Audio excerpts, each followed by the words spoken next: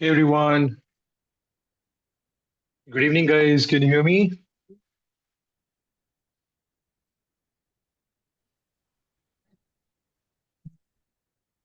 All right, I can see your messages. Yes, good evening, Gurpreet, Shivang, Harshit, Yuvraj, Adarsh. कैसे हैं आप सब लोग? How are you guys? How was your day? Yeah, good evening, Krishna.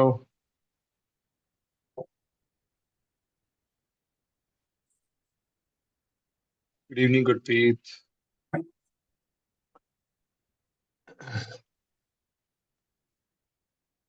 Great sir, आप कहाँ थे? मैं यहीं पे था। मैं कहीं गया हुआ था क्या?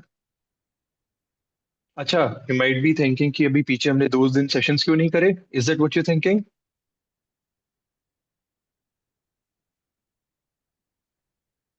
Good evening, Praveen, Nitin. Right, so notes भी बेसिकली बनाता एक्चुअली था। was not well, guys. So that is the reason मैं छुट्टी पे था एंड मैं सेशंस नहीं दे पाया. Okay, I think कहीं बैकग्राउंड नॉइज है. So let me just take your mic access.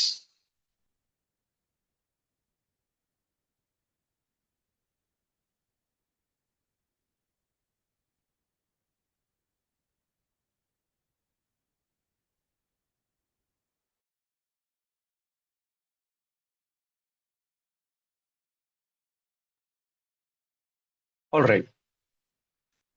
Good evening, Adarsh. So दोस्तों, हमने लास्ट सेशन में क्या करा था? What did we do in the last class? In the meanwhile, I'll just share the link of the quiz.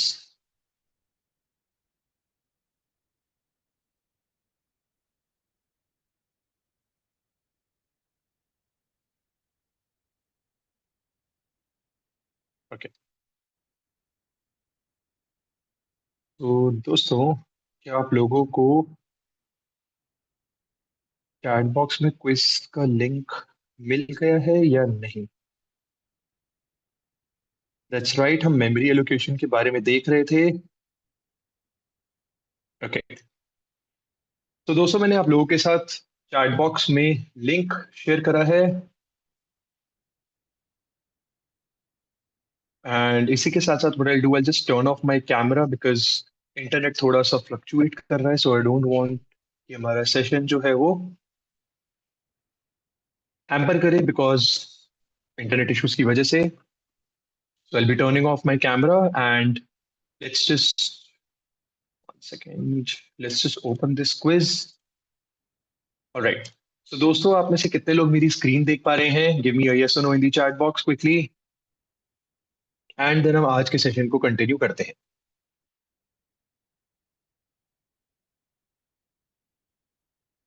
क्या आप लोग quiz देख पा रहे हैं दोस्तों? मेरी स्क्रीन देख पा रहे हैं?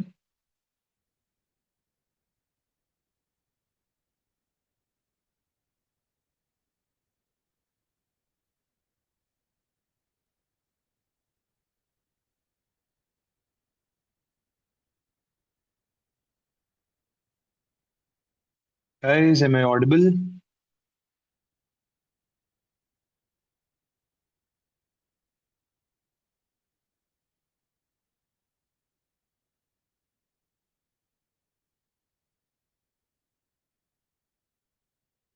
आई थिंक मैं ऑडिबल हूँ क्या?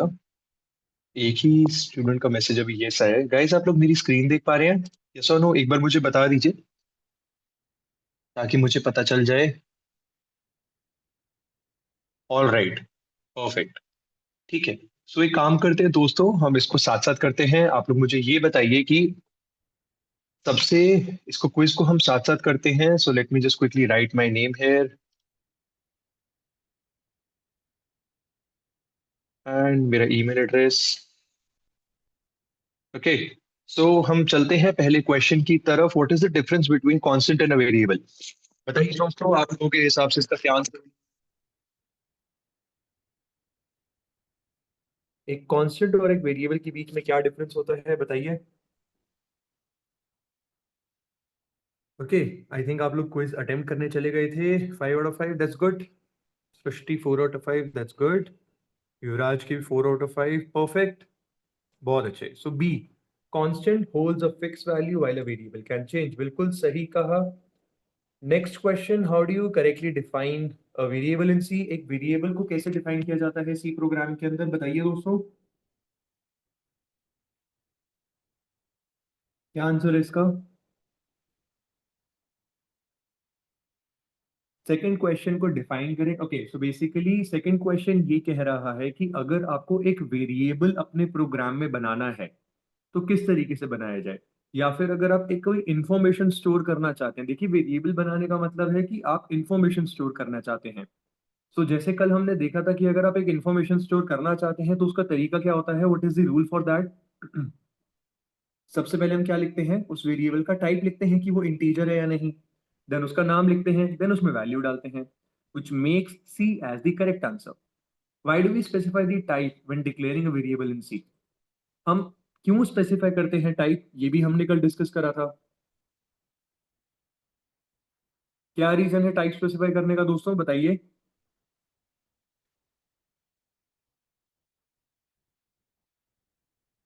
क्या हम उसे to let the compiler know how much memory to reserve, to make the variable name longer, to make the code run faster, या it's optional in C automatically detects the type? क्या answer हो सकता है दोस्तों इस सवाल का, बताइए। बिल्कुल सही कहा, to let the compiler know how much memory to reserve. बहुत अच्छे दोस्तों। What about this part, which of the following correctly prints a new line in C? अगर आप सी प्रोग्रामिंग के अंदर एक नई लाइन प्रिंट करना चाहते हैं तो उसका सही तरीका क्या है दोस्तों? ए, बिल्कुल सही, बैकस्लैश एन, परफेक्ट। बहुत अच्छे दोस्तों। ये बैकस्लैश है ना, हाँ ये बैकस्लैश है। What is the purpose of code runner extension in Visual Studio Code? Code runner का काम क्या है?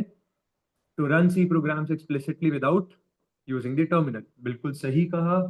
बहुत अच्छे दोस्तों, सबमिट करते हैं। और क्या मार्क्स है मेरे, कितना स्कोर आ गया? 5 में से 5, परफेक्ट। ठीक है। तो दोस्तों, अगर आप लोगों को कोई क्वेश्चन नहीं सही से हुआ हो या किसी में डाउट हो तो आप मुझे बता सकते हैं, अदरवाइज हम आगे कंटिन्यू करते हैं। ठीक है, एक काम करते हैं, सबसे पहले तो मैं, ओके, सो दोस्तों एक काम करते हैं, हम सी प्रोग्रामिंग के फोल्डर को ओपन करते हैं। एंड इसी के साथ साथ मैं आप लोगों से ये पूछना चाहता हूं कि अगर मुझे ये सी प्रोग्रामिंग का फोल्डर कमांड प्रॉम्प्ट के अंदर ओपन करना है तो कैसे किया जाए? What is the process for that, बताइए दोस्तों। अगर ये सी प्रोग्रामिंग का फोल्डर मुझे कमांड प्रॉम्प्ट के अंदर ओपन करना है तो, राइट, कमांड प्रॉम्प्ट में ओपन करने के लिए आप क्या करेंगे, एड्रेस बार में सीएमडी लिखेंगे, और जैसे ही यहाँ सीएमडी लिख के मैं एंटर करूंगा, आप सभी लोग देख सकते हैं सी प्रोग्रामिंग यहाँ पे ओपन हो गई है। बहुत ही सिंपल तरीका है। एंड इसी के साथ साथ अगर मुझे विजुअल स्टूडियो कोड के अंदर ओपन करना है इसको, तो then what is the next step? Already आप लोग चैट बॉक्स में इसका जवाब दे चुके हैं, तो आई एम अज्यूमिंग कि आप सब लोगों को ये पता होगा, कोड स्पेस डॉट और एंटर मारेंगे। लाइफ को बिल्कुल आसान रखेंगे, और हमारे ये सारा सी प्रोग्रामिंग का जो फोल्डर है ये विजुअल स्टूडियो कोड के अंदर ओपन हो चुका है। बहुत ही अच्छे दोस्तों, कल हम लोगों ने ये भी देखा था, अच्छा extensions have been modified please, okay reload कर लेते हैं। ऑलराइट, सो कल हम बेसिकली ये देख रहे थे दोस्तों कि किस तरीके से आप इंफॉर्मेशन स्टोर कर सकते हैं। और मैंने आप लोगों को ये बताया था, देखिए अब से हम जितने भी प्रोग्राम्स करेंगे ना दोस्तों, उसमें हमें क्या करना है, जैसे मैं यहाँ पे एक नई फाइल बनाने वाला हूँ, उसके अंदर हमारा जो सबसे पहला काम रहेगा वो क्या होना चाहिए? टेक्निकली अगर आप सी फाइल बना रहे हैं तो उसके अंदर आज के बाद हम सबसे पहला काम क्या करेंगे दोस्तों? अब हम प्रॉपर सी प्रोग्रामिंग की तरफ थोड़ा सा चलने की कोशिश करेंगे। एंड मैं आप लोगों से ये पूछना चाहता हूँ कि अगर आप एक सी प्रोग्रामिंग की फाइल बना रहे हैं तो what is the first step that you will do? उस प्रोग्रामिंग फाइल के अंदर आप सबसे पहले क्या लिखेंगे दोस्तों, कोई बताना चाहेगा? What is the first line of code जो अब हम लिखने वाले हैं? एक्सीलेंट हितेश, बिल्कुल सही कहा। हमारा जो सी प्रोग्राम का जो कंपाइलर है वो सबसे पहले कहाँ पे आता है? हमारा जो सी प्रोग्राम का कंपाइलर है वो सबसे पहले कहाँ पे नजर मारता है पूरे प्रोग्राम में, बताइए दोस्तों। हैश पे फर्क, हैश पे नजर मारता है। क्या हैश इंक्लूड stdio.h आपके प्रोग्राम में जेन्युइनली जरूरी है क्या? क्या उसके बिना प्रोग्राम रन नहीं करेगा? अच्छा, आप लोग मुझे बताइए, इन दोनों में से कौन सी चीजें ज्यादा जरूरी हैं? हैश इंक्लूड stdio.h या फिर मेन फंक्शन? इन दोनों में से किसके बिना प्रोग्राम नहीं चलेगा, बताइए। I don't think so both.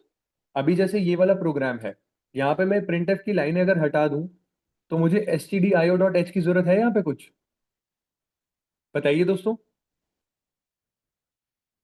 अगर मैं यहाँ पे प्रिंट की स्टेटमेंट हटा दूं तो क्या मुझे stdio.h की जरूरत है? नहीं। विच मीन्स कि अगर क्या, लेकिन अगर मैं मेन हटा दूं तो कुछ भी होगा प्रोग्राम में?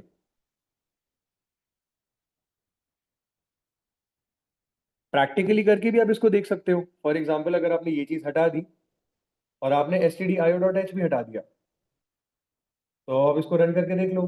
देखो, कोई एरर नहीं आएगा। कोई एरर आया दोस्तों? देखिए यहाँ पे stdio.h है नहीं, तो कोई एरर नहीं आया। विच मीन्स कि सी प्रोग्रामिंग के अंदर जो सबसे इंपॉर्टेंट चीज है दोस्तों, वो आपका मेन फंक्शन है। सी प्रोग्रामिंग का जो कंपाइलर है, जब भी वो एग्जीक्यूशन करना स्टार्ट करता है ना, तो सबसे पहले वो मेन ही ढूंढता है। तो विच मीन्स कि आज के बाद हम जो भी प्रोग्राम करने वाले हैं, उसके अंदर हम सबसे पहले मेन फंक्शन लिखेंगे। कितने लोग मेरी इस बात से अलाइंड हैं? मुझे चैट बॉक्स में यस या नो लिख के बताइए फटाफट से, जल्दी।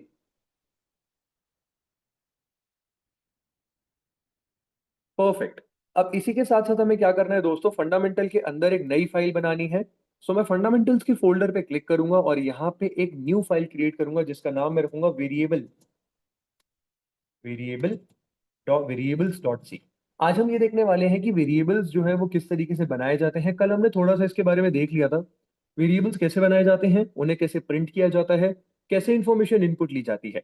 आज से हम थोड़ा सा अपनी प्रोग्रामिंग की स्पीड को इंक्रीज करेंगे और जो हमारे इंपॉर्टेंट कॉन्सेप्ट्स हैं उन्हें फटाफट से देखने की कोशिश करेंगे। हाँ, सो यस, कल महक ने एक क्वेश्चन दिया था, that's right Anamika, and I want कि इस क्वेश्चन को हम थोड़ा सा एंड तक रखें, एंड उसके बाद हम डेफिनेटली इसको डिस्कस करते हैं। थैंक यू सो मच, आपने मुझे इसको याद दिलाया।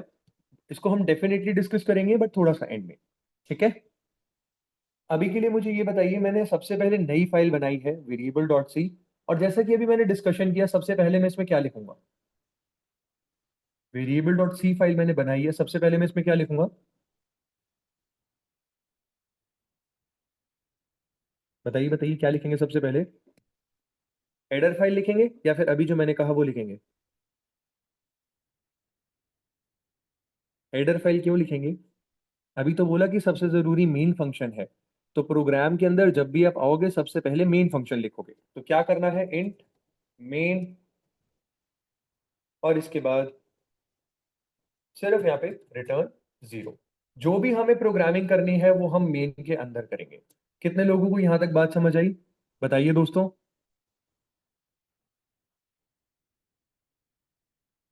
कितने लोगों को यहां तक बात समझ आई? ग्रेट। अब मुझे ये बताइए, अगर मैं इस प्रोग्राम को रन करूंगा तो कोई एरर आएगा या नहीं आएगा? क्या कोई एरर आएगा? नहीं। परफेक्ट। रन करके देख लेते हैं। सो देखो, प्रोग्राम रन करा, कोई एरर नहीं आया। हालांकि प्रोग्राम में कुछ करने के लिए है नहीं, बट एरर नहीं आया। विच मीन्स कि हमारा प्रोग्राम यहाँ तक करेक्ट है, सिंटेक्स लेवल पे कोई एरर नहीं है। अब इसके बाद दोस्तों, मैं यहाँ पे क्या करना चाहता हूँ, मैं यहाँ पे ना ये लिखना चाहता हूँ कहीं पे कि यार मेन फंक्शन का काम क्या है। पहले आप लोग मुझे चैट बॉक्स में लिख के बताओ, what is the use of main function. मतलब मेन फंक्शन जो है वो क्या करता है। मैं इसके बारे में ना एक छोटा सा, जैसे होता नहीं था, आप कुछ भी इंपॉर्टेंट चीज लिख रहे हो उसके बारे में नोट्स बनाते हैं ना दोस्तों, यस और नो? नोट्स बनाते हैं नहीं बनाते हैं, बताइए। तो मैं एक सिंपल सा नोट बनाना चाहता हूं इस मेन फंक्शन के बारे में। वो क्या है? The compiler, the C compiler starts jumps into main function first. तो मैंने क्या लिखा है, ये एक नोट लिखा है। This is a note for me. ये मेरे लिए एक नोट है। कितने लोगों को ये बात समझ आई? कितने लोगों को ये बात समझ आई? मैंने यहाँ पे एक नोट लिखा है। अब अगर मैं इसको एग्जीक्यूट करूंगा तो कुछ एरर आएगा नहीं आएगा, या फिर अभी भी ये काम करेगा ठीक ठाक? बताइए दोस्तों। एरर आएगा ना? क्या एरर आएगा, इसको रन करके देखते हैं और एरर पढ़ लेते हैं। तो देखिए, एरर आ गया। ये कह रहा है कि यार ये अननोन है मुझे। मुझे द सी कंपाइलर स्टेटमेंट का मतलब ही समझ नहीं आ रहा। आपका प्रोग्राम कह रहा है कि मुझे ये तो समझ आता है, इंट मेन रिटर्न 0 ये सब क्या होता है, बट आपका प्रोग्राम कह रहा है कि मुझे the C compiler jumps into main function first, ये समझ नहीं आ रहा। कितने लोगों को ये बात समझ आई कि हमारे कंपाइलर को क्या समझ नहीं आ रहा और क्या समझ आ रहा है? राइट, और टेक्निकली ये समझ आना भी चाहिए क्योंकि ये जो आपने लिखा है ये सी प्रोग्रामिंग के जो रूल्स एंड रेगुलेशंस है उसको फॉलो करते हुए लिखा है। क्या ये वाली लाइन आपने सी प्रोग्रामिंग के रूल्स एंड रेगुलेशंस को फॉलो करते हुए लिखा है, या फिर ये आपका अंग्रेजी छापने का मन करा, आपने कहा कि भैया चलो ये तो नॉर्मल टेक्स्ट फाइल की तरह है, इसमें मैं कुछ भी सेंटेंस डाल दूंगा। तो ऐसा नहीं होता दोस्तों। देखिए ये फाइल जो है वो डॉट सी फाइल है, इसके अंदर आप अपनी मन मर्जी से कोई भी टेक्स्ट नहीं डाल सकते। But at the same time हमें जरूरत पड़ती है कभी कभी नोट्स लिखने की। Yes or no? अगर मैं इस मेन फंक्शन के बारे में कुछ इंपॉर्टेंट चीज लिखना चाहता हूँ तो क्या मैं उसके ऊपर एक इतनी कैपेबिलिटी होनी चाहिए, नहीं होनी चाहिए कि मैं इसके अंदर नोट्स डाल पाऊँ? यस और नो बताइए।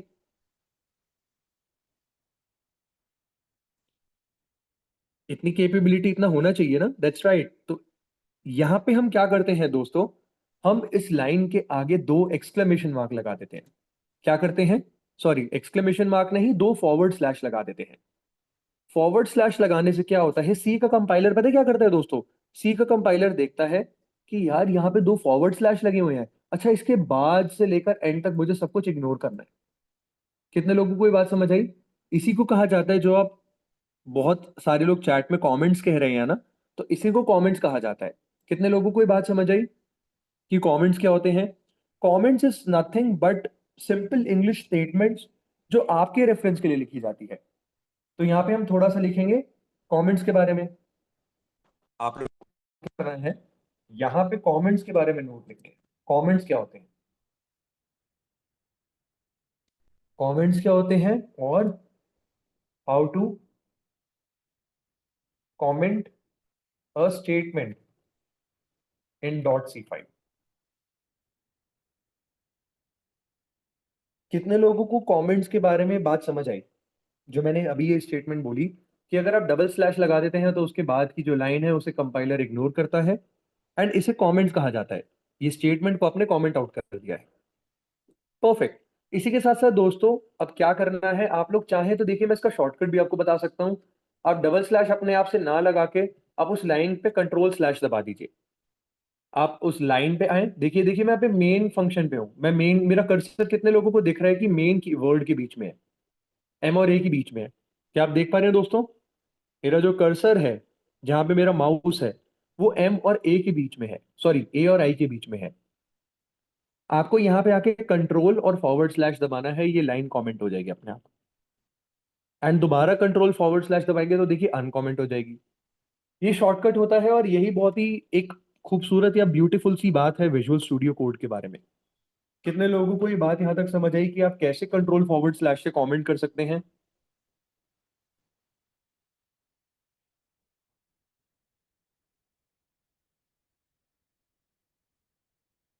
क्लियर हुआ क्या सभी को दोस्तों, कैसे कंट्रोल फॉरवर्ड स्लैश से आप कमेंट और अनकमेंट कर सकते हैं?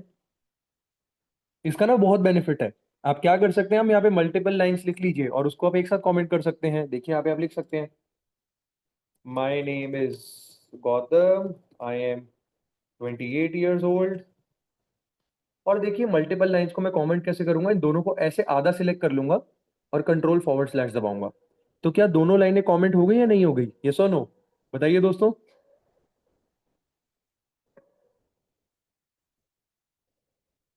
कितने लोगों को यहां तक का प्रोसेस क्लियर हो गया, कमेंट करने का सारा?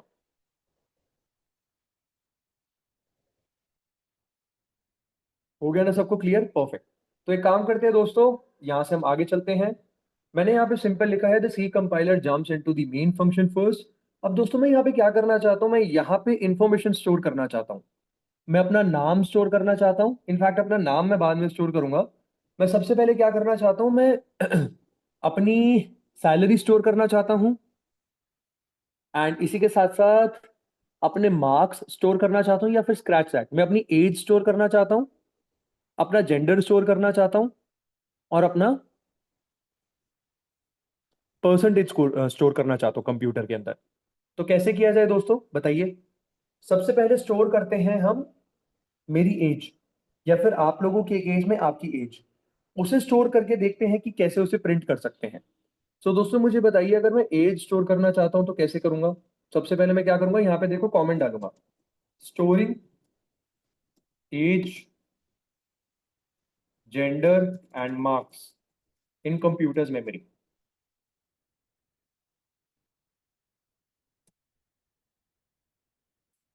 अब मुझे बताइए कि सबसे पहले मैं अपनी एज स्टोर करना चाहता हूँ कंप्यूटर के अंदर, तो कैसे किया जाए? कोई भी इंफॉर्मेशन स्टोर करनी है तो कैसे किया जाती है, बताइए। बिल्कुल सही कहा। सो देखिए दोस्तों, हम सबसे पहले क्या करेंगे, एज नाम से एक वर्ड बनाएंगे दोस्तों, इसी को वेरिएबल कहा जाता है। अभी मैं आपको और अच्छे से बताता हूँ कि कैसे इसमें हम क्या कर सकते हैं। सो सबसे पहले मैं क्या करूंगा, int age is equal to 28 और सेमीकोलन। पहले आप सब लोग ये स्टेटमेंट लिख लीजिए और मुझे बताइए कि you guys are done till here. उसके बाद मैं आप लोगों को ये एक्सप्लेन करता हूँ कि ये कैसे वर्क कर रहा है।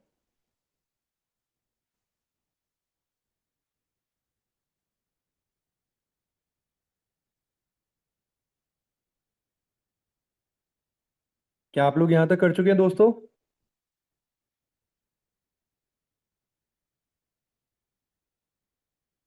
ग्रेट। सो देखिए दोस्तों, कंप्यूटर में कोई भी इंफॉर्मेशन स्टोर करने का तरीका है वेरिएबल्स के थ्रू स्टोर करना। अब इस स्टेटमेंट का क्या मतलब है, देखिए।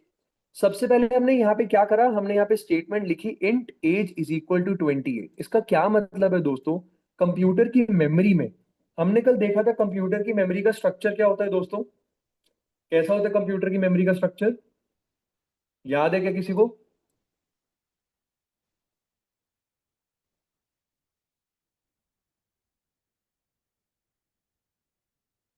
कैसा था कंप्यूटर की मेमोरी का स्ट्रक्चर, बताइए दोस्तों।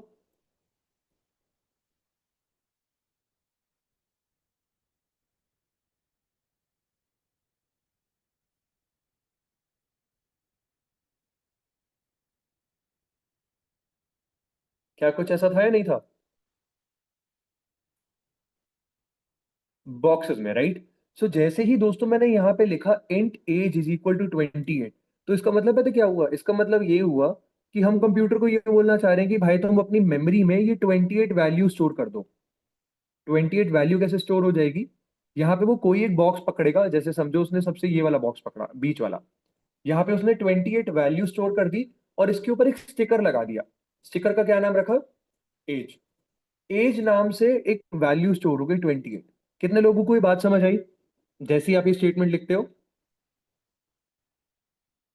जैसे ही हमने ये स्टेटमेंट लिखी int age is equal to 28, computer की मेमोरी में एक बॉक्स के अंदर 28 वैल्यू स्टोर हो गई, जिसपे एक स्टिकर लगा हुआ एज। ये सबको क्लियर हुआ? सो दोस्तों, इसे कहते हैं वेरिएबल क्रिएट करना, कि हमने एक नया वेरिएबल बनाया है एज नाम से। अब इसे वेरिएबल क्यों कहा जाता है, बताइए। कोई बताना चाहेगा कि इसे वेरिएबल क्यों कहा जाता है? इसे वेरिएबल दोस्तों इसलिए कहा जाता है क्योंकि इसकी वैल्यू चेंज हो सकती है। फॉर एग्जाम्पल, ये जो एज है इसकी वैल्यू अभी 28 है, क्या यहाँ पे मैं कुछ और स्टोर कर सकता हूँ? क्या मैं यहाँ पे 30 स्टोर कर सकता हूँ, यस और नो?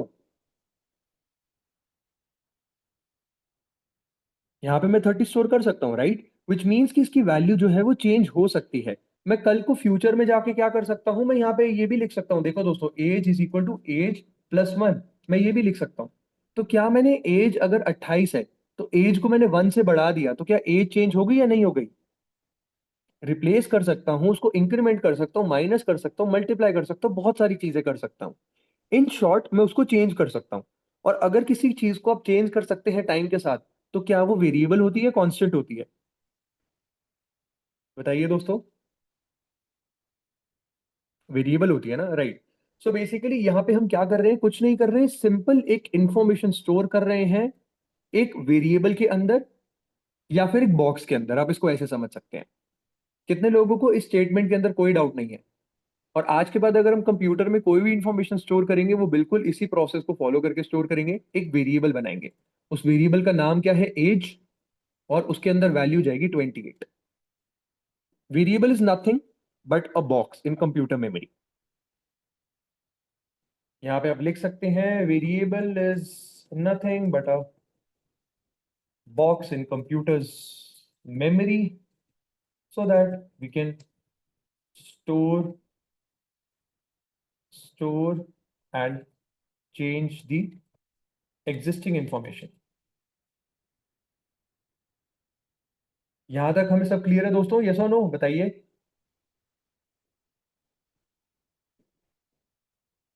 सबको क्लियर है? परफेक्ट। अगर आपको ये क्लियर है कि हम यहाँ पे एज हमने स्टोर कर दी है, तो अगली चीज हम क्या स्टोर करने वाले हैं? जेंडर। जेंडर कैसे स्टोर करेंगे दोस्तों? मुझे इसी सेम फॉर्मेट में, जेंडर से पहले मुझे मार्क्स स्टोर करके बताइए। मार्क्स कैसे स्टोर करेंगे बताइए? हम यहाँ पे एक मार्क्स नाम का वेरिएबल बनाने वाले हैं, और उसकी स्टेटमेंट कैसे लिखी जाएगी फटाफट से मुझे बताइए चैट बॉक्स में।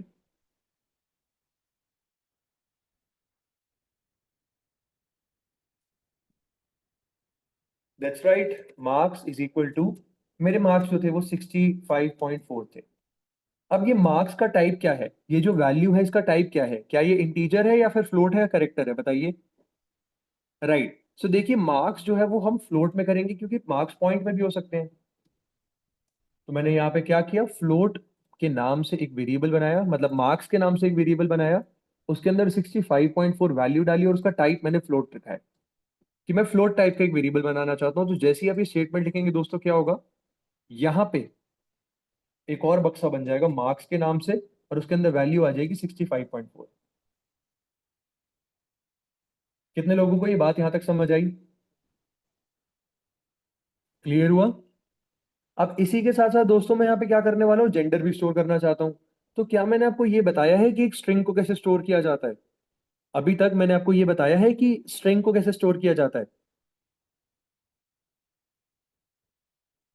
कल के सेशन में क्या हमने देखा था? नहीं। तो अभी हम जेंडर के लिए सिंपल करेक्टर यूज करेंगे, एम और एफ, राइट? ठीक है। सो कैसे किया जाए बताइए? जेंडर को कैसे स्टोर करें दोस्तों? Great, character gender is equal to, मैंने अभी एम स्टोर करा है, क्योंकि ये मेरी बात हो रही है और मुझे पता है कि मैं एक मेल हूं। तो मैं यहां पे क्या करूंगा, जेंडर वेरिएबल में सिंगल इन्वर्टेड कॉमा के अंदर एम स्टोर करूंगा और उसको करेक्टर टाइप दूंगा कि भाई मैं करेक्टर टाइप का वेरिएबल बना रहा हूं जिसके अंदर वैल्यू मैंने एम स्टोर करी है। तो कंप्यूटर की मेमोरी में पता है क्या होगा, यहाँ पे जेंडर नाम से एक बक्सा बन जाएगा और उसके अंदर वैल्यू स्टोर हो जाएगी एम।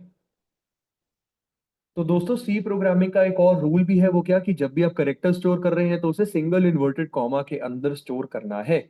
कितने लोगों को ये बात क्लियर हुई यहां तक? बताइए दोस्तों। यहां तक किसी को भी किसी भी तरीके का डाउट, यस और नो बताइए मुझे चैट बॉक्स में लिख के।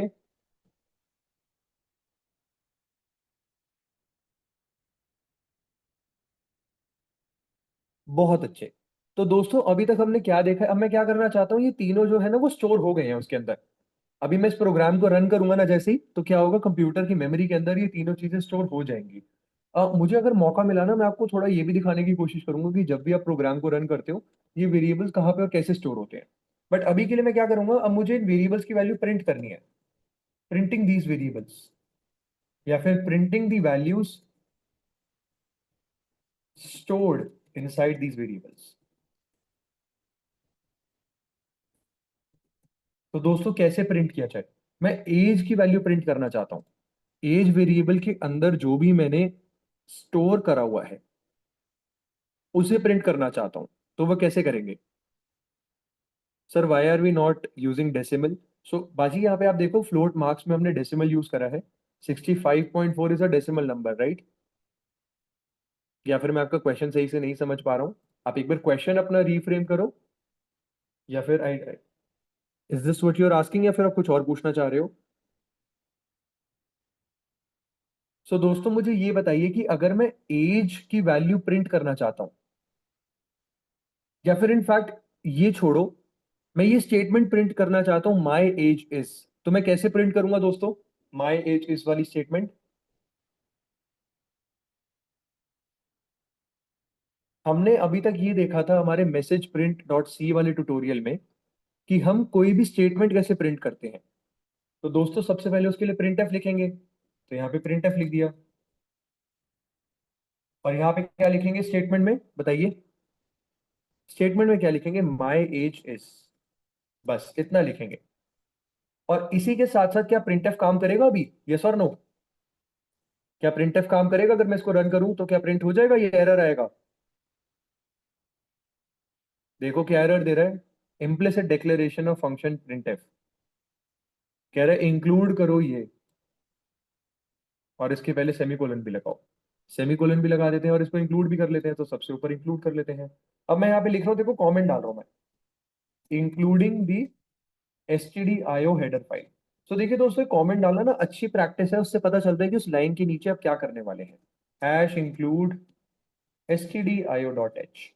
अब देखिए दोस्तों, मैं यहाँ पे क्या करने वाला हूँ, इसको दोबारा रन करूंगा। तो क्या यहाँ पे मैं स्टेटमेंट प्रिंटेड देख पा रहा हूँ, my age is, yes or no?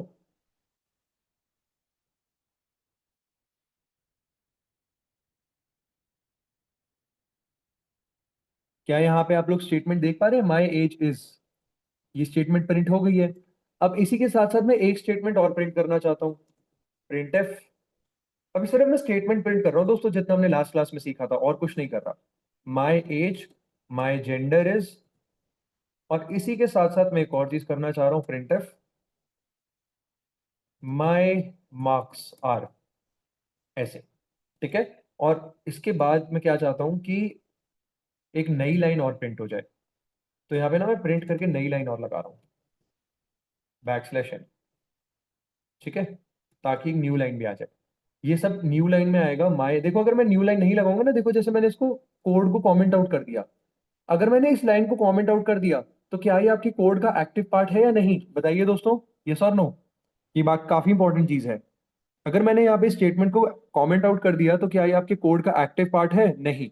Which means कि आपका कंपाइलर इसको इग्नोर करेगा, और अगर कंपाइलर इग्नोर करेगा तो नई लाइन नहीं प्रिंट होगी। सो देखो इसका फाइनल आउटपुट कैसा है, क्या गड़बड़ है यहाँ पे।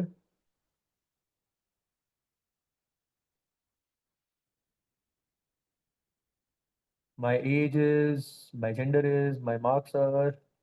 गड़बड़ करी क्या हमने?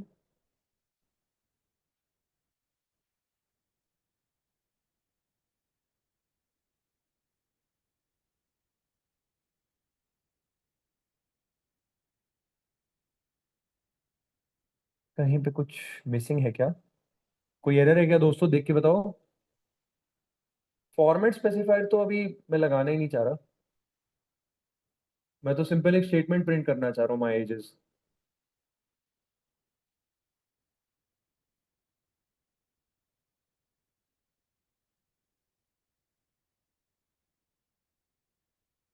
इसको अगर मैं इस तरीके से करूँ,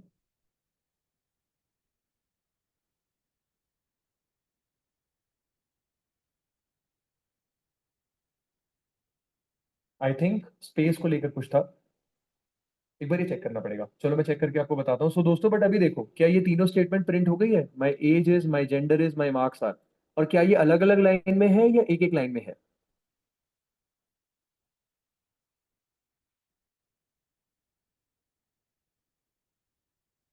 बताइए दोस्तों, क्या ये सब कुछ एक लाइन में, अलग अलग लाइन में? लेकिन अगर मैं इस चीज को कमेंट आउट कर देता हूँ, मैं इसको वापस से एक्टिव कर देता हूँ, और इसके नीचे एक और प्रिंटफ लिख देता हूँ, और इसके अंदर डाल देता हूँ बैकस्लैश n, और यहाँ पे वापस से लिख देता हूँ प्रिंटफ बैकस्लैश n। तो अब मुझे बताओ कि क्या सब कुछ अलग लाइन में, एक ही लाइन में? डिफरेंट लाइन और सेम लाइन?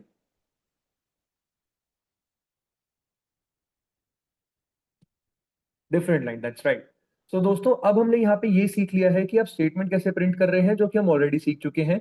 अब मैं क्या चाहता हूँ दोस्तों, देखिए यहाँ पे चीजें थोड़ी इंटरेस्टिंग होने लगेंगी, कि अब जो मेरी एज वेरिएबल के अंदर वैल्यू स्टोर्ड है 28, वो इसके आगे प्रिंट हो, तो वो कैसे किया जाए, बताइए। अब यहाँ पे हम ये सीखने वाले हैं, किसी भी वेरिएबल के अंदर जो वैल्यू स्टोर होती है, वो कैसे प्रिंट करी जाए। सो बताइए दोस्तों, कैसे किया जाए?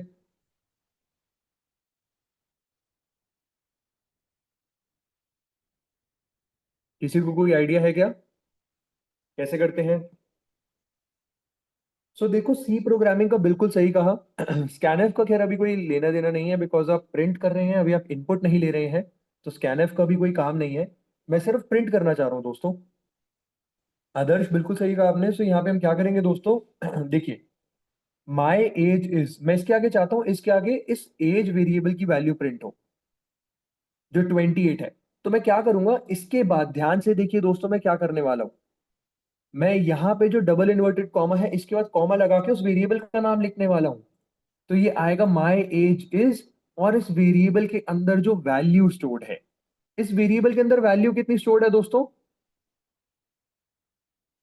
क्या वैल्यू स्टोर्ड है इस एज वेरिएबल के अंदर? बताइए। आपने कंप्यूटर की मेमोरी में एज नाम से क्या स्टोर कर रखा है? 28 स्टोर कर रखा है। तो यहां पे आएगा माई age is 28, my gender is gender, क्योंकि वो इसके अंदर स्टोर्ड है, और मार्क्स के आगे मार्क्स। कितने लोगों को ये बात समझ आई? My age is, and print the value which is stored inside the age variable. My gender is, ये लाइन प्रिंट हो और इसी के साथ साथ जेंडर वेरिएबल की वैल्यू प्रिंट हो। माई मार्क्स आर, और इसी के साथ साथ मार्क्स वेरिएबल की वैल्यू प्रिंट हो। सभी को ये बात समझ आई? अगर समझ आ गई है तो इसको रन करके देखते हैं। सो देखिए, रन करके देखा, और रन करते ही क्या होता है एक डेवलपर की लाइफ में? क्या होता है? डिसअपॉइंटमेंट। बिकॉज यहां पे कुछ भी नहीं हुआ। क्यों नहीं हुआ? कोई बताना चाहेगा? कोई बताना चाहेगा? एरर तो नहीं है। देखो, एरर नहीं है। उसने इग्नोर कर दिया। क्यों इग्नोर करा?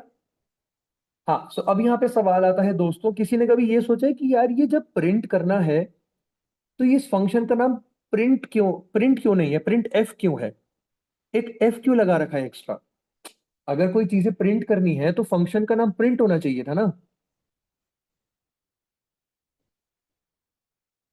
है कि नहीं दोस्तों, बताओ। अगर कुछ प्रिंट करना है तो फंक्शन का नाम प्रिंट होना चाहिए था। प्रिंट एफ क्यों है? किसी ने कभी ये सवाल पूछा है? फिर क्या जवाब मिला है अपने आप से सवाल पूछ के? F stands for function, are you sure?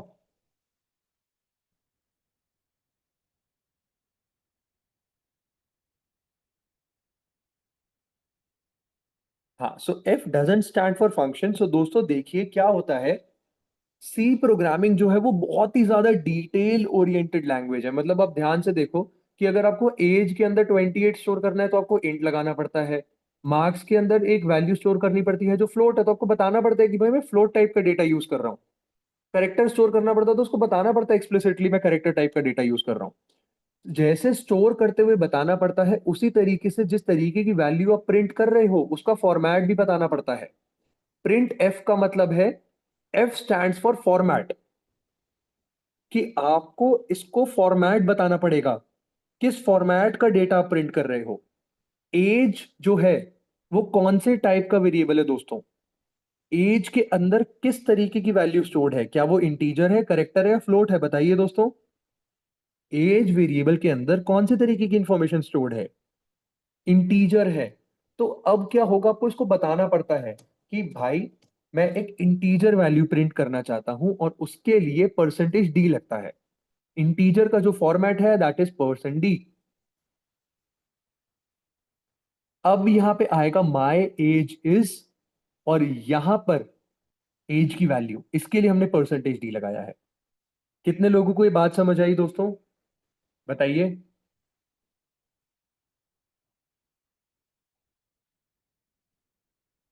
इसको एक तरीके से और देख सकते हैं, और ध्यान से सुनिएगा। हमारी वैल्यू क्या एक्सपेक्टेड है? माई एज इज 28, हम ये चाहते हैं ना ये प्रिंट हो, माई age is 28, yes or no?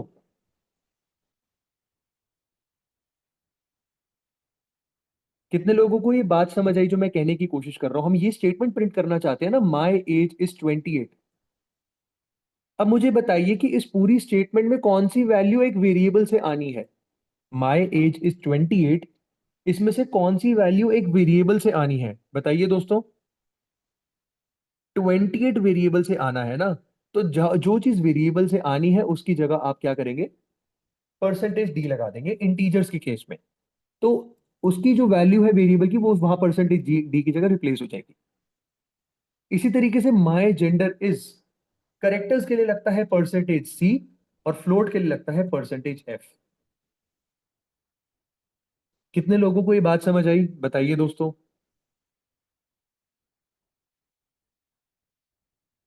जहां पे आप ये परसेंटेज डी लगाओगे वहीं पे उस वेरिएबल की वैल्यू आएगी। क्या ये बात हमें समझ आई दोस्तों? और अगर आप इसको रन करके देखेंगे तो आपको डिसअपॉइंटमेंट नहीं होगी, डिसअपॉइंटमेंट होगी। क्यों?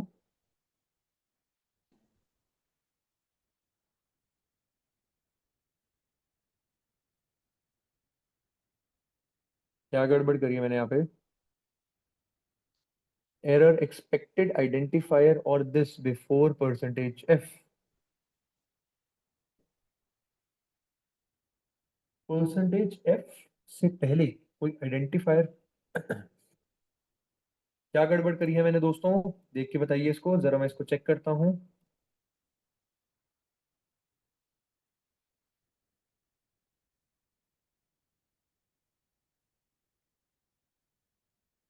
इसको हम साथ साथ देखते हैं दोस्तों, क्या करेंगे।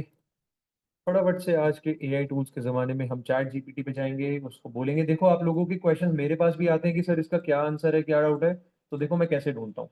मेरा कोड जो है, मैं चैट जीपीटी को बताता हूँ मेरा कोड ये है, और एरर जो आ रहा है इसमें वो क्या है, इसी तरीके से आपको ढूंढना है। फिर करता हूं मैं आगे, क्वेश्चन पूछता हूँ वाई, बस इतना। कह रहा है कि the error is caused by the included typo in your first line of the code. मैंने कुछ गड़बड़ करी है टाइपो में। क्या गड़बड़ करी है?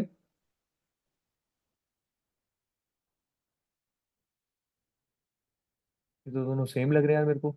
अरे इंक्लूडर लिखा हुआ है क्या मैंने कहीं पे? नहीं। अरे ये तो कमेंट है ना, इससे क्या फर्क पड़ता है। हाँ प्रोबेबली, ये देखो मैंने गैप भी नहीं लगाया है, मैं वही सोच रहा था, बट गैप भी नहीं है। वाह, अब ठीक चल गया, ये क्या बात है भाई। और अगर मैं यहाँ पे, ये कैसी बात है यार, तो बड़ी बेकार बात है। इंक्लूडर, मैंने इंक्लूडर लिखा है इसलिए रह रहा है। नहीं। अब क्या इशू है इसको? अब चल रहा है। Welcome to C programming. बहुत अच्छे, कोई बात नहीं। तो दोस्तों देखो, क्या यहाँ पे सारी वैल्यूज प्रिंट हो गई या नहीं हो गई? My age is 28, my gender is M, my marks are 65.400। देखो बहुत ही इंटरेस्टिंग चीज हुई है यहाँ पे। इस पे अभी डिस्कशन करते हैं कि आपने तो 65.4 लिखा था सर, यहाँ पे जो प्रिंट हुई है वैल्यू वो तो 65.4000002 हुई है। कितने लोगों के दिल में ये सवाल आ रहा है?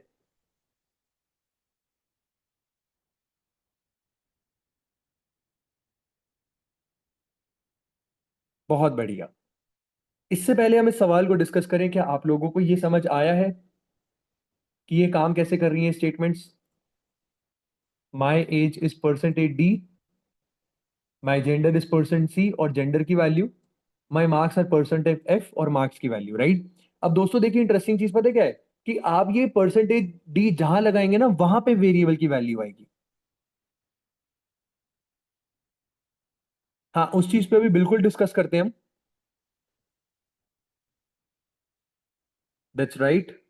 आपने अभी ये डिफाइन नहीं करा कि प्रिंट करते हुए कितने डिजिट्स लेने हैं, बिल्कुल सही कहा। अभी के लिए मुझे ये बताइए, हम उसमें जरूर आएंगे।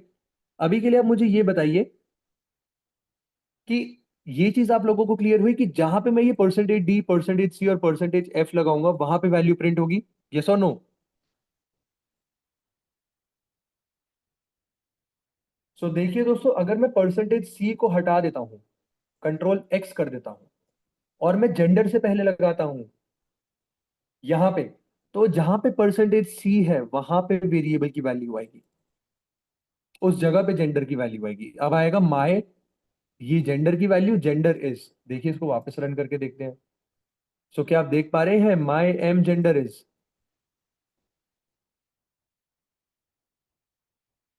कितने लोगों को यहां तक क्लियर हो रहा है सब कुछ?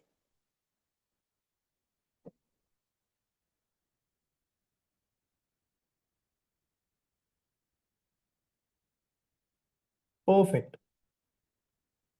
तो क्या अब आप लोग, अब देखो इसको ना मैं कलेक्टिवली भी एक स्टेटमेंट में प्रिंट कर सकता हूं। फॉर एग्जांपल मैं यहाँ पे क्या लिखूंगा, मैं यहाँ पे लिख रहा हूँ कलेक्टिव स्टेटमेंट। कलेक्टिव स्टेटमेंट में क्या लिख रहा हूं मैं दोस्तों? प्रिंट एफ, और यहाँ पे लिखा मैंने माई, सबसे पहले मैंने लिखा my age comma gender comma marks are अब मुझे बताइए कि अगर मैंने ये देखिए कलेक्टिव स्टेटमेंट में यहाँ पे लिख रहा हूँ, my age gender comma marks are. अब इसके आगे अगर मैं अपनी एज प्रिंट करना चाहता हूं पहले, फिर जेंडर और मार्क्स, तो सबसे पहले कौन सा परसेंट लगेगा, कौन सा फॉर्मेट लगेगा? सबसे पहले क्या लिखूं? परसेंट डी, बिल्कुल सही कहा। परसेंट डी लिखूंगा तो यहाँ पे मेरे वेरिएबल की एज वेरिएबल की वैल्यू आ जाएगी। इसके बाद जेंडर के लिए क्या होगा? परसेंटेज सी, दिस और बीच में मैंने एंड लगा दिया, एंड परसेंटेज एफ। सो देखिए दोस्तों, कुछ नहीं होगा इस पूरी स्टेटमेंट में, जहां जहां परसेंटेज डी होगा वो बेसिकली एज वेरिएबल की वैल्यू होगी। यहाँ पे हमें एक इंटीजर एक्सपेक्टेड है प्रिंट होना, फिर हम यहाँ पे कॉमा लगाएंगे और लिखेंगे कि यार ये वैल्यू अब परसेंटेज डी वाली जो है एज से लो, परसेंट सी वाली जो है जेंडर से लो, और परसेंट एफ वाली जो है वो मार्क्स से लो। उसको वापस अगर आप रन करके देखेंगे तो यहाँ पे आपकी कलेक्टिव स्टेटमेंट भी प्रिंट हो जाएगी। कितने लोगों को ये बात समझ आई?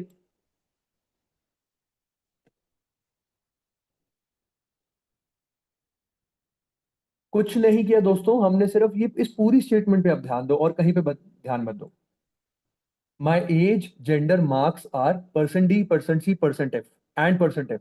ये पूरी स्टेटमेंट में जहां परसेंटेज डी लिखा हुआ है वो वैल्यू एज से आएगी, जहां परसेंट सी लिखा है वो जेंडर से आएगी, और जहां परसेंट एफ लिखा है वो मार्क्स से आएगी। सबको यहां तक क्लियर हुआ?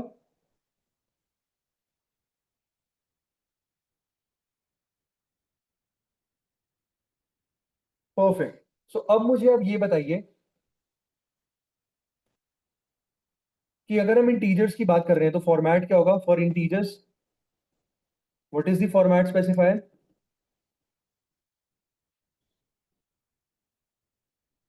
फॉर्मेट स्पेसिफायर क्या होता है इंटीजर्स के लिए? कौन सा परसेंट होता है? डी, बिल्कुल सही कहा। दूसरी चीजों के लिए भी आगे हम देखते हैं। अगर हम करेक्टर्स की बात करें तो क्या होता है? Percent C. और अगर हम फ्लोट की बात कर रहे हैं तो परसेंट एफ। सो देखिए दोस्तों, ये चीज आपको ध्यान रखनी है।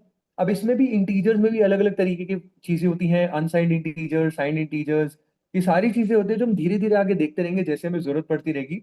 बट अभी के लिए मैं यहाँ पे ना इस फाइल में एक चीज और इंक्लूड करना चाहता हूँ जो कल भी हमने करी थी, वो ये कि यहाँ पे हम ये क्यों बताते हैं कि हमने इंट लिखा है, फ्लोट लिखा है, कैर लिखा है। हम वेरिएबल को स्टोर करने के लिए उसका टाइप क्यों बताते हैं? मैं directly age is equal to 28 क्यों नहीं लिख सकता? क्या रीजन दिया था इसका कल हमने? आज हमने इस पे एक क्वेश्चन भी करा है, बताइए दोस्तों।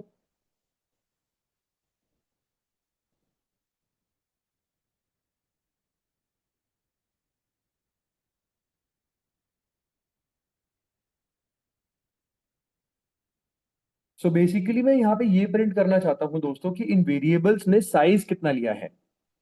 देखो, जब भी आपकी मेमोरी के अंदर कुछ स्टोर हो रहा होता है तो वो डेफिनेटली स्पेस लेगा। Yes or no? अगर मैं कोई इंफॉर्मेशन आपकी मेमोरी में स्टोर कर रहा हूं तो वो स्पेस लेगा नहीं लेगा? क्या आप अनलिमिटेड चीजें याद रख सकते हो?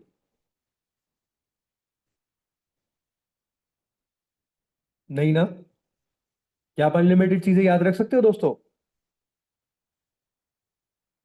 तो मेमोरी जो है वो हमारी लिमिटेड है, तो इसीलिए हमें बताना पड़ता है कि भैया इसका टाइप क्या है ताकि स्पेस रिजर्व हो पाए। देखिए टेक्निकली क्या होता है, जो आपका कैरेक्टर वेरिएबल होता है उसके लिए स्पेस कम लगती है, इंटीजर वेरिएबल के लिए स्पेस ज्यादा लगती है। सो इसीलिए हम क्या करेंगे, यहाँ पे प्रिंट करके देखेंगे कितनी स्पेस लगती है।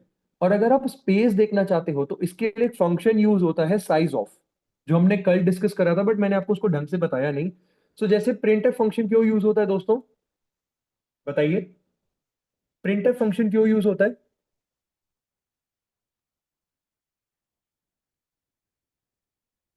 What is the use of printf function? Output print करने के लिए। इसी तरीके से साइज ऑफ क्या करता है, किसी भी वेरिएबल का साइज डिटरमिन करता है कि वो मेमोरी में कितना साइज ले रहा है। कितने लोगों को ये बात समझ आई? Size of function calculates the size of a variable in memory. कितने लोगों को ये बात समझ आई? साइज ऑफ फंक्शन क्या करता है? क्लियर हुआ सभी को? Yes or no? तो अब देखिए दोस्तों, मैं यहाँ पे क्या लिखने वाला हूं, मैं यहाँ लिखने वाला हूं printf the size taken by age variable is bytes. यहाँ पे लिख देते हैं इज, पहले इज लिख देते हैं, चलो बाकी बाद में देखते हैं। इसी तरीके से मैं क्या करूंगा, यहाँ पे एक नई लाइन प्रिंट करूंगा, प्रिंट न्यू लाइन, एंड इसी के साथ साथ इसको मैं कॉपी कर लूंगा बाय बाय इंटी।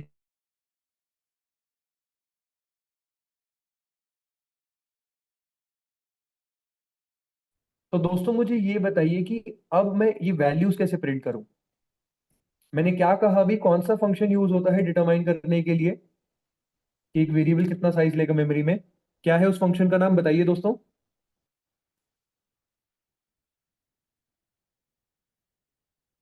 क्या होता है उस फंक्शन का नाम, साइज ऑफ, बिल्कुल सही कहा।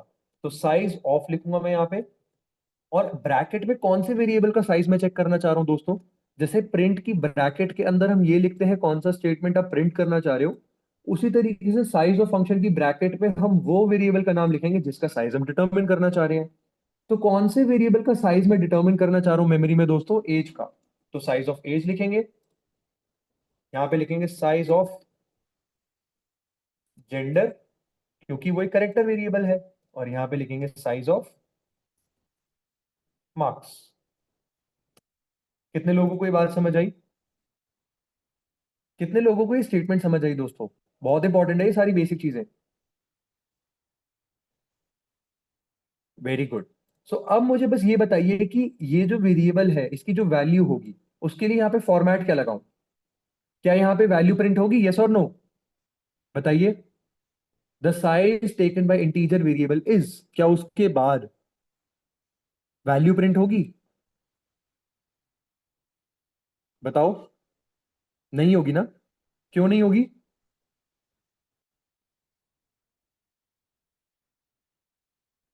क्यों नहीं होगी। क्योंकि आपने फॉर्मेट नहीं लगाया है। और बेसिकली साइज ऑफ वेरिएबल के लिए क्या आप क्या कर सकते हो, इज परसेंटेज एलयू। ये बेसिकली एक और फॉर्मेट है लॉन्ग अनसाइंड इंटीजर। इसके बारे में हम थोड़ा सा डिटेल में बाद में देखेंगे, बट अभी के लिए जैसे इंटीजर्स के लिए डी होता है, करेक्टर के लिए सी, फ्लोट के लिए एफ, उसी तरीके से लॉन्ग अनसाइंड वेरिएबल्स के लिए जो है वो परसेंटेज एलयू। इसको आप रन करिए, और आप यहाँ पे देखेंगे कि कोई ना कोई गड़बड़ दोबारा हुई है, और इसको गड़बड़ को फिगर आउट करने की कोशिश करते हैं।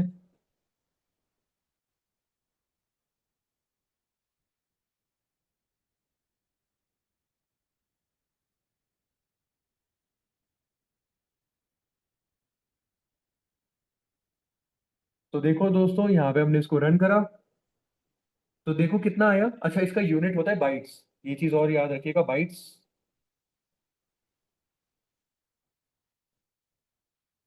कितने लोगों को बाइट्स और बिट्स का कॉन्सेप्ट पता है कि एक बाइट में कितने बिट्स होते हैं, किसी को आइडिया है। चलो कोई प्रॉब्लम नहीं अगर आइडिया नहीं है तो, और अगर है तो बहुत अच्छी बात है। बट अभी के लिए देखो कि इंटीजर वेरिएबल जो है वो कितने बाइट्स लेता है दोस्तों। इंटीजर वेरिएबल कितने बाइट्स लेता है, आपका करेक्टर वेरिएबल कितने बाइट्स लेता है, एक बाइट, राइट। एंड इसी तरीके से आपका फ्लोटिंग पॉइंट वेरिएबल जो है वो कितने बाइट लेता है, 4 बाइट्स। ये सिर्फ आपके इस कंप्यूटर के लिए वैलिड है, ये विंडोज ऑपरेटिंग सिस्टम के लिए वैलिड है। अगर आप किसी और ऑपरेटिंग सिस्टम में काम कर रहे हैं तो हो सकता है कि वहां पे ज्यादा या कम स्पेस हो रही हो रिजर्व, या फिर आप किसी माइक्रो कंट्रोलर मतलब एम्बेडेड उसमें काम कर रहे हैं तो हो सकता है और कम स्पेस स्टोर हो रही हो। तो ये कंप्यूटर टू या फिर ऑपरेटिंग सिस्टम डिपेंड करता है।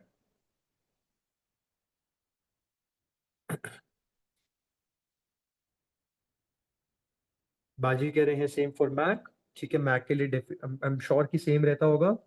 बट एम्बेडेड सिस्टम जहां पर है वहां पे क्या होता है कि जहां पे मेमोरी बहुत कम होती है ना दोस्तों, जैसे आप किसी माइक्रो कंट्रोलर के अंदर काम कर रहे हैं, माइक्रो कंट्रोलर पे काम कर रहे हैं और उसके अंदर आप सी प्रोग्रामिंग रन कर रहे हैं, तो वहां पे एक ऑपरेटिंग सिस्टम क्या करता है, थोड़ी कम स्पेस रिजर्व करता है क्योंकि ओवरऑल मेमोरी ही कम है। फॉर एग्जाम्पल अगर आप एक बहुत ज्यादा मेमोरी वाली स्पेस में काम कर रहे हैं, वर्सेस एक बहुत कम मेमोरी वाली स्पेस में काम कर रहे हैं। तो कम मेमोरी जिनके पास होती है उनकी स्पेस भी उसी अकॉर्डिंग रिजर्व होती है। यहाँ पे तो आप 4 बाइट रिजर्व कर रहे हैं इंटीजर के लिए, बट अगर आप किसी एम्बेडेड सिस्टम में काम कर रहे होंगे तो वहां पे 2 बाइट ही रिजर्व हो रहे होंगे। तो ये वाला कोड आप जब रन करके देखेंगे ना, ये वाला %LU, तो उस केस में आपको उसके वहां पे अलग आंसर दिखाई देगा। आई होप कि आज हमने जो भी करा वो आप सब लोगों को क्लियर है। यस और नो दोस्तों, बताइए।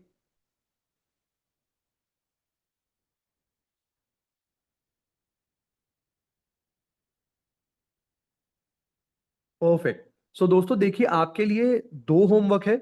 मतलब एक्चुअली मैं आज क्वेश्चंस नहीं ले पाऊंगा because it just got a text and मुझे थोड़ा सा अर्जेंटली ड्रॉप ऑफ करना पड़ेगा। बट आपके लिए 2 होमवर्क है एंड कल हम डेफिनेटली थोड़ा लंबा सेशन करके इसको डिस्कस करेंगे। आपके लिए 2 होमवर्क क्या है? एक, मैं यहाँ पे लिख देता हूँ और ये नोट्स की फाइल आपके साथ शेयर कर देता हूँ ताकि आप इसे बाद में रेफर कर पाए। पहला होमवर्क हमारा है int a is equal to 15,000 और int b is equal to 1.5 crore. तो इन दोनों के केस में स्पेस जो है वो कैसे रिजर्व होगी, मतलब इसके लिए ज्यादा होगी या इसके लिए कम होगी, बस स्पेस कैसे रिजर्व होगी, how the space will be reserved, ये आप लोगों को सोच कर आना है। और इसी के साथ साथ आज हमने एक इंटरेस्टिंग क्वेश्चन और देखा कि अगर आप फ्लोट मार्क्स हमने 65.4 लिखा था, तो इसको प्रिंट जब हमने करा था, when we printed it, the output was 65.40002। तो ऐसा क्यों था? ये दोनों चीजों के बारे में आपको सोच कर आना है।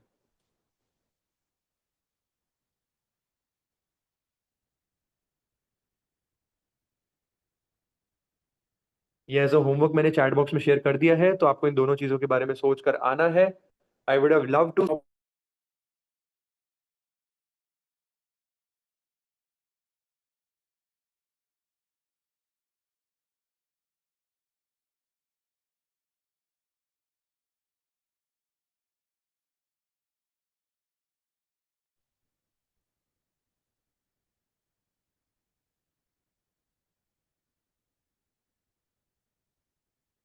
ऑलराइट, ठीक है दोस्तों। सो एक काम करते हैं, मैं आप लोगों के साथ फीडबैक फॉर्म शेयर कर दूं। ओके, मैं फीडबैक फॉर्म भी शेयर कर देता हूं आप लोगों के साथ। वेट,